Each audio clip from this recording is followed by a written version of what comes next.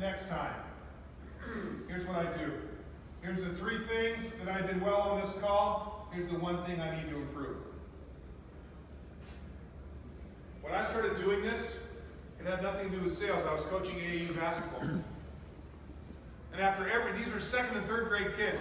After every game, I would ask 2 questions. What did we do well? What could we improve?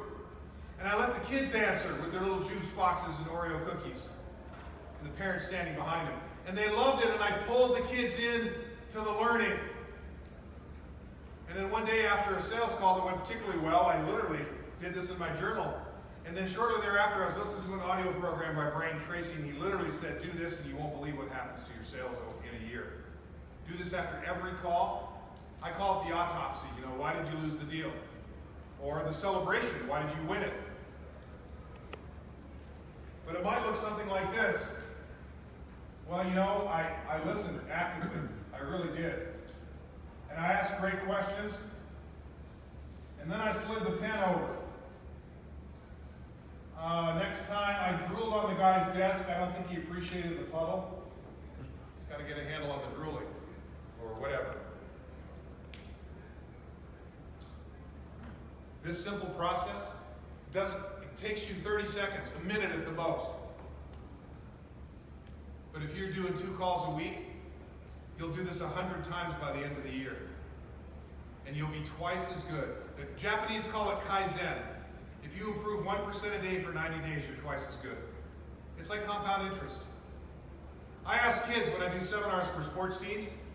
I work with the University of Louisville soccer team, women's crew, their golf team, right? I said, would you rather have $10,000 now or a penny today and double that penny every day for 30 days? Which would you rather have? And there's always an economic or an accounting major who goes, I'll take the penny. Because what's the penny in 30 days? Oh, $3,750,842.12, as opposed to $10,000. See, that's what Kaizen does. That's what this does. You improve 1% a day for 90 days, and you're twice as valuable. How many listen to audio programs while you drive? Go to Audible to get my books if you don't want CDs. I'm on Audible. Listen to EGI's podcasts. The first 31 are me interviewing somebody or me talking about sales. I call it Windshield University. Those are free, by the way. There's no reason not to listen to them while you drive. Some of you are spending hours a day in your car. Turn your car into a university. Keep a journal. Read 20 minutes in a sales book first thing in the morning. You do those 3 things. Read, journal, listen. You'll be the top person in your company in 6 months. You'll be one of the top people in the region in a year or 2. It's amazing. And here's the best part about sales. The learning and the earning are attached. The more you learn, the more you earn. It's that simple. By the way, go back and find out why they didn't buy. First time I did that, this guy had been putting me off for like 90 days. I finally went back and I said, look, I'm here to pick up the proposal. I'm not here to try to change your mind. You've obviously made a decision. I don't know what that decision is because you won't tell me, but it's okay. But I want to be the very best salesperson I can be. So hurt my feelings. Tell me why you didn't buy from me. You know what he said? Oh, I haven't made a decision yet. I said, why not? He said, I don't know. I've been busy. And I said, well, it either makes sense or it doesn't. I'm either going to pick that proposal up, signed or not, but I'm leaving today with that proposal. And I went like this. And he grabbed it, and we're doing this. And I go, the only way you get to keep this is to sign it. He goes, fine. He signs it. And I went, whoa. What just happened? And then it turns out that 25% of the people who I thought were no's weren't no's at all. They were maybes or waits. And it wasn't until I went back I closed the deal. And here's why. Might want to write this down. Unassertive salespeople have skinny kids.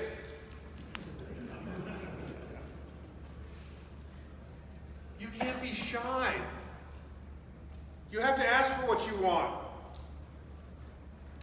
You know how old I was when I first realized that great truth? I was 15. How many remember your first dance? Wasn't that a terrifying proposition? All the guys were on this side of the wall, and all the girls were over there, right? Isn't that how it was at your junior high or high school? That's how it was, wasn't it? And after a while, the girls got so sick of waiting for the boys to ask them, they were dancing with each other, right? So I'm leaning against the wall. My buddy Brian, big football player, 6'5", 270. He goes, look at her. That blonde over there. I said, that's Jill. She just moved here from Florida. I said, go ask her, man. He goes, I'm not going over there. I go, she's 90 pounds. She's like 5'2". I said, you're 6'5". What are you afraid of? What was he afraid of? Rejection. The obvious answer, not the true one. Here's what he was really afraid of, the long walk back. And it dawned on me, that's what he was afraid of. So I came up with a plan in my 15-year-old mind. I was going to ask girl number 1. If she said no, I was going to ask girl number 2. If she said no, I was going to ask girl number 3. If all 5 girls said no, I was going out the side door and getting drunk. Fortunately for me, girl number 5 said, I'd love to dance. Then after the 3rd date, she goes, you want to get out of here? I go, I don't have a car. She goes, I do. I go, how old are you? She goes, I'm a senior. She didn't even go to her high school. So I'm leaning on her. She's got a car. My buddy's still leaning against her. I'd dance with her. I've never been shy.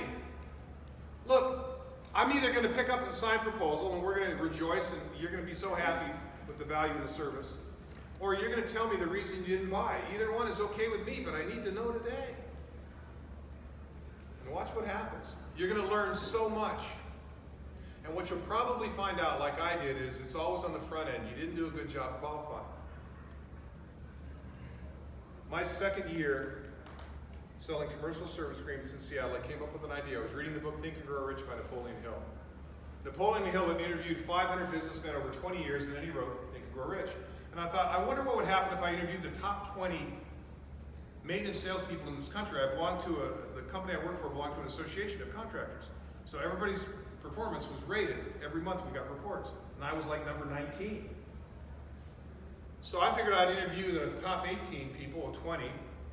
So I came up with, I think it was 20 questions.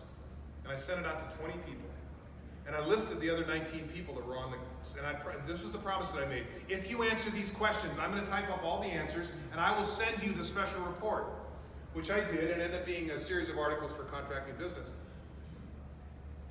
17 people responded, and they improved the quality of the questions I asked. They gave me better closes to use. And I'll never forget, I was interviewing a guy named Bob Modick from Denver, Colorado. He'd sold like $800,000 in service agreements, which I couldn't get my head around because my best year up to that point was like half that. So I had my little tape recorder and said, so Bob, what's the secret to your success? Why is it you've sold twice as much as me? And I put the little tape recorder under his mouth and he goes, I spend time with people who buy.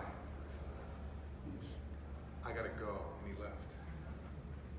And he left me standing there, but he dropped this nugget in my lap. And the nugget was, spend time with people who buy and walk away from people who aren't gonna buy. Disqualify the prospect. And that it literally changed everything. After that I started saying this. It sounds like you're happy. It sounds like you've already made a decision. So I'm not going to waste any more of our time. If anything changes, give me a call. And I'd give them my card and I'd leave. And if before I started to leave, if they said, no, I really want, then I go back to the qualifying process. But all of you know, and raise your hand if you agree with this, all of you know when you made a sale in that first visit. Raise your hand when you had that visceral feeling. You just knew. You just knew. Well, if you don't have that feeling, then state the obvious. It doesn't sound like this is a good fit here. It doesn't. I'm not getting the feeling that there's love, that this is going to happen. And it's okay to say that because you're going to save so much time. Let me explain. So I was doing 10 proposals to close 2.5. So then I got better at disqualifying. So now I was doing 8 proposals and closing 4. What just happened? I wasn't doing 2, which took, 10 hours? I just cut my time in half and I increased my close rate by 50%. My 3rd year I was doing 6 and closing 4.5. What just happened? Now instead of doing 10, I was only doing 6. You see what's happening? I was disqualifying more people, and that was the key. Not everybody's a prospect. And you have to listen to that gut, that small, still voice, that little man in the basement.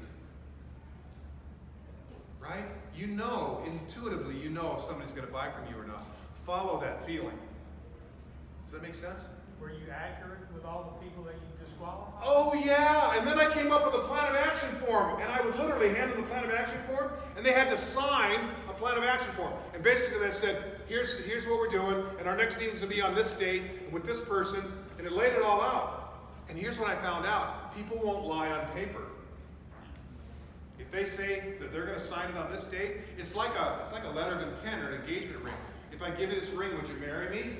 And she says, let me see the ring. You know. Right? If the college student signs a letter of intent to go to LSU to play basketball, guess what? He's probably going to go. About an 80-90% chance. That's what the letter of intent's for. The letter of intent is to push everybody else away. Stop recruiting him. He's going to be a Tiger. Does that make sense? So the plan of action form, that's what catapulted my close rate to 90%. Because I found out only one person out of hundreds lied to me on paper. She said she was the decision maker, and she wasn't. But it's interesting when you slide that form across and you look in their eyes tell the whole story. They get real nervous. One guy just started sweating. He was just sweating like a farm animal. And he just wouldn't sign it. He wasn't the economic buyer. I said, well, it sounds like there's not a good fit. Because, look, life's short. Why spend time with people who aren't going to buy? Does that make sense? How are we doing on time? I know we only had an hour. What time are we supposed to stop? When? He calls out at 10:45 to 11:45. Okay, so we have 15 more minutes. Okay, good. Is this helpful? Yes. Can you see how some of the idea will change your performance and your close ratio? Oh my gosh, they're so simple. But they're not easy, they're really hard. Because it's this, isn't it? It's like, oh, I don't like how this feels. It's uncomfortable. Yeah, it is until it isn't. If you do it often enough, it's all about muscle memory. Right.